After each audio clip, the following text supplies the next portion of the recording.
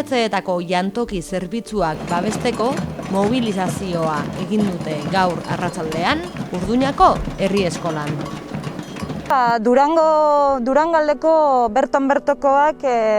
bertoko taldeak gonbidatu gaitu ekimen hau egitera, eta zergatik uste dugulako jateko ordua momentu hezitzaile bat delako umeentzat, eta uste dugulako jantokiak denak irekitak egon behar direla, bai jantokiak, bai sukaldeak.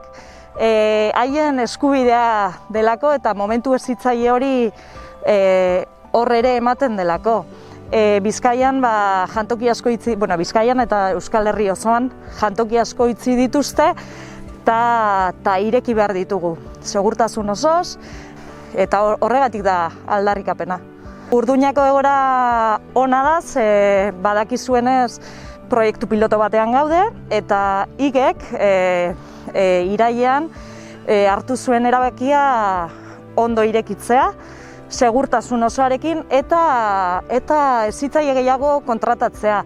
Naiz eta Eusko Jaurlaritzara hau esan, oraindik ez dugu erantzunik eduki, eta horregatik ere aldarrikapen hau egiten dugu, zerbait jakin nahi dugu, eta hori da dena.